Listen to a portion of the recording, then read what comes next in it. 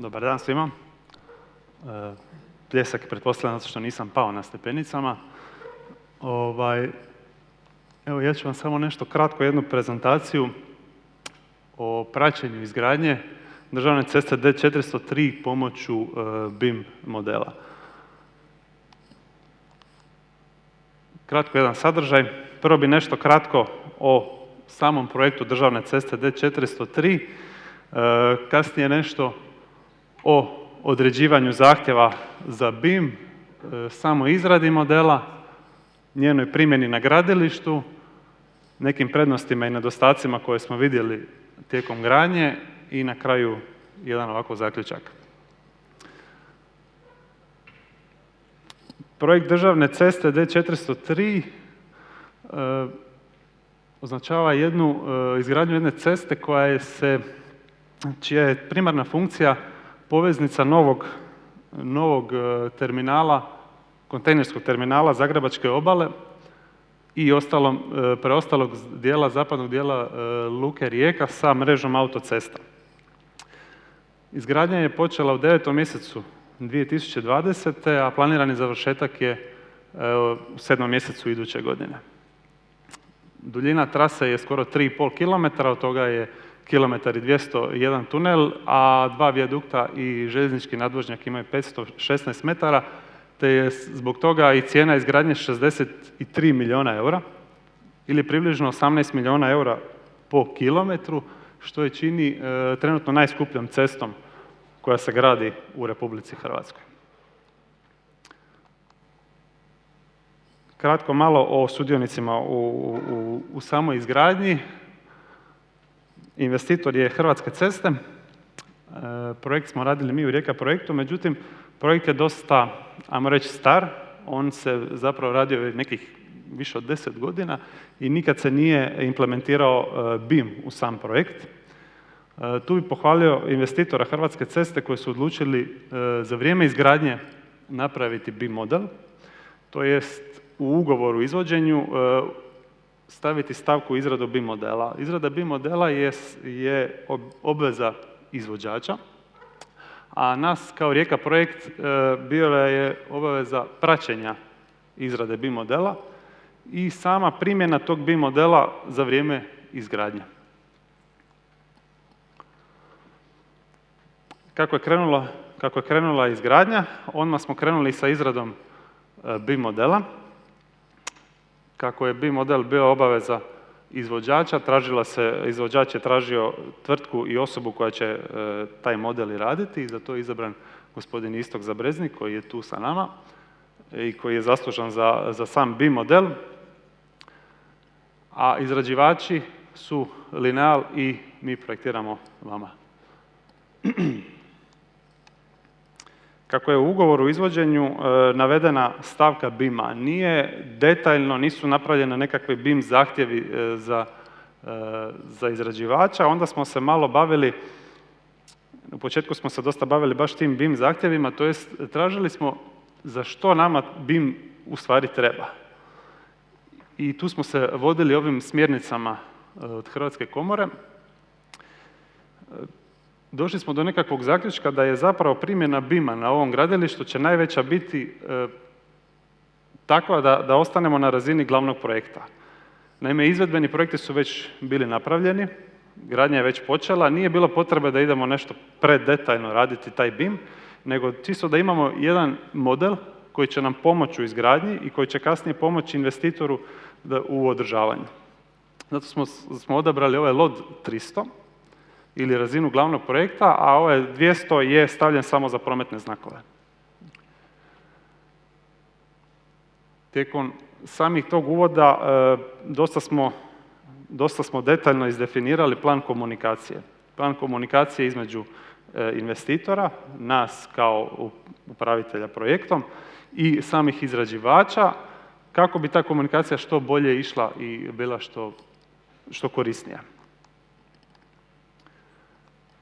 Kasnije je krenula izrada modela. Kao što sam rekao, sve je rađeno u nekakvom 2D. Projekt je onako klasični, onaj za građevinsku dozvolu. Onda je krenula izrada i trebalo je sve ove nacrte koje što vidite, ove što vi poznajete, prebaciti u 3D. a na to je izrađivač još dodao i četvrtu komponentu, dakle implementaciju dinamičkog plana. BIM je izrađen, napravljen je model, međutim, sama izrada modela nije završila. Ona nikad neće završiti. Ona će završiti zapravo, barem u ovom dijelu, kad završi i izgradnja. Stalno, kako se to je jedan projekt u izrazito urbanom području, često nailazimo na nekakve postojeće instalacije i stalno se projekt mora mijenjati.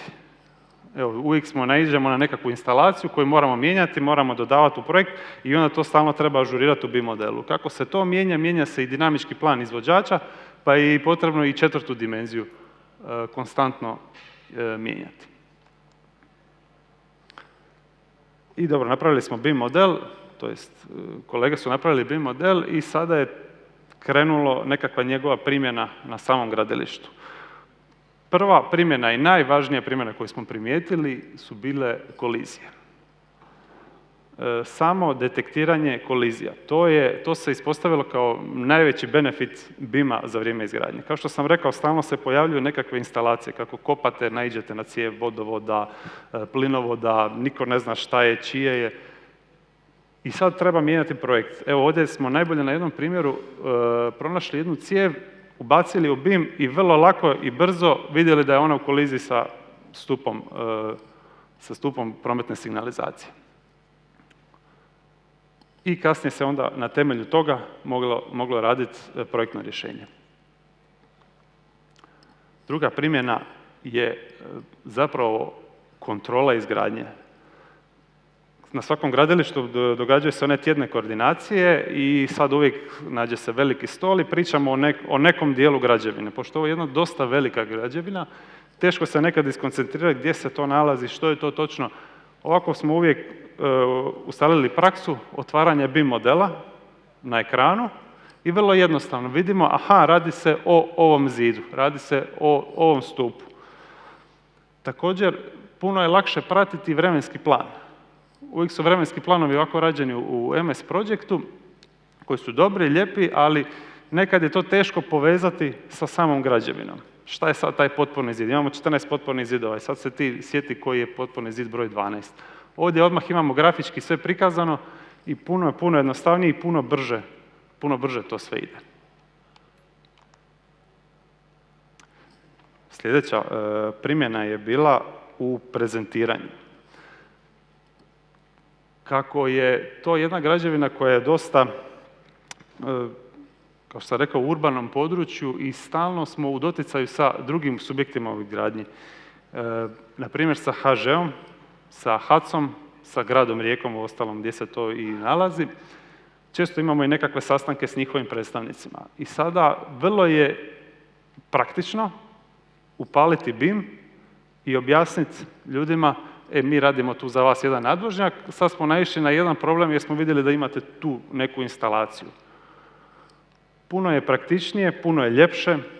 Često to su ljudi koji nisu čak ni građevinske struke i onda im je malo teže to objasniti preko projekta. I onda preko BIM-a to je puno ovako i ljepše i izgodnije, a često i točnije.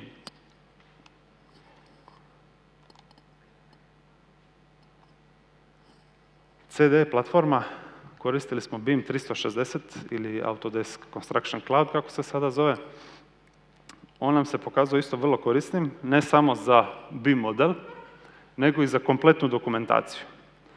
Naime, to je građevina ima 3 faze, ukupno preko 80 mapa. Teško je sve to skupa i pratiti i znati što se u kojoj mapi nalazi. Ovako preko jednog jedinstvenog servera koji je povezan sa BIM-om, to je bilo puno jednostavnije. Jednostavnije u smislu što smo odmah imali vrlo jasnu poveznicu između mape i BIM modela. Odnosno što smo imali poveznicu dinamičkog plana i mape i svih ostalih dokumenata za vođenje projekta. Kasnije je u planu primjena same ove CDE platforme i za tehnički pregled. Kao što je rađeno za Pelješki most, u planu je da se on primjeni, da se primjeni BIM model u tehničkom pregledu, kako bi bilo jednostavnije, kako bi bilo brže i kako bi bilo konkretnije.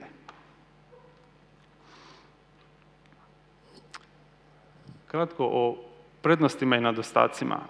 Mislim, sad sam sve ovdje naveo za šta smo sve koristili. Bilo je tu još nekakvih raznih dodatnih primjena. Pošto sam na tom gradilištu i projektantski nadzor, onda primijetio sam puno manje upita za pojašnjenjem za projektom. Pošto imamo BIM model, oni svi koji su imali pristup su to već vidjeli, ja reći, nisu me s tim gnjavili. Jednostavan pregled građevine. To je jedna dobra prednost. Kad je krenula gradnja, onda je bilo nekog otpora najviše od izvođača. Šta će nama BIM? Pa BIM je nekako pojednostavljivanje, to je onda ko da sad našu struku radimo za malu djecu. Međutim, kako je krenula izgradnja, isti ti ljudi koji su, ajmo reći, podcjenjivali BIM, su me s vremenom počeli pitati, a dobro, možeš mi ti to pokazati u BIM-u? I to mi je bilo tako jedan lijep osjećaj, dobar, baš prikaz primjene samog BIM-a u gradilištu. Brže otkrivanje problema, o tome sam pričao, često se na gradilištu pojavljuju nekakvi problemi, puno ih je lakše kad ih se ubaci u BIM, to ide vrlo brzo, vrlo efikasno i vrlo točno. Dostupnost podataka svim sudionicima u gradnji određene su osobe koje imaju pristup platformi, a to su predstavnici i izvođača nadzora i investitora. I to je bilo puno, je također pojednostavnilo od toga traženje podataka, gdje se što nalazi, gdje u kojoj mapi, sve se nalazi u BIM-u. Prezentaciji sam već pričao, a nedostatke iskreno nismo još pronašli. Evo, možda i bude, nije još gradilište gotovo. Jedino što bi ja rekao, taj nedostatak je to što neki ljudi još nisu navikli na BIM, što im je to nešto novo i treba malo vremena adaptacije i bit će te adaptacije, ali obratit ćemo mi i njih. Evo za kraj jedan zaključak. Uvijek je pitanje treba li nama taj BIM. Mislim da je ovo jedan konkretan primjer gdje vam ja ne mogu opisati sve jer bi predavanje trajalo 2 sata, koliko je to zapravo potrebno na gradilištu, koliko je korisno to na gradilištu, koliko olakšava stvari, koliko je sve transparentnije. Svakako je potrebno, svakako je zgodno i praktično. Istina, potrebno je neko vrijeme edukacije i prilagodbe, ali kao i sa svim novim tehnologijama, tako je i sa BIM-om, prilagodit ćemo se. Jedna preporuka je, ovdje BIM je napravljen tijekom građenja, nije tijekom projektiranja. Svakako bi neke stvari bile lakše da se to možda radilo tijekom projektiranja, ali kao što sam rekao, projekt je dosta star, pa je svakako preporuka da se odmah sa BIM-om kreće u fazi projektiranja. Međutim, ovdje se točno vidjelo da bi u projektiranju trebalo stati na 3D modelu. 3D model je nešto što projektanti razumiju, što projektanti rade. 4. dimenziju, 5. dimenziju, dakle vremensku i financijsku bi zaista trebalo ostaviti izvođaču. On to najbolje zna i najbolje može prilagoditi. Uz eventualne preinake 3D modela tijekom same gradnje. Eto, to je sve od mene. Ja vam se zahvaljujem na pažnji i moram reći da mi je bila velika čast biti prvi predavač na prvoj konferenciji. Hvala vam lijepo.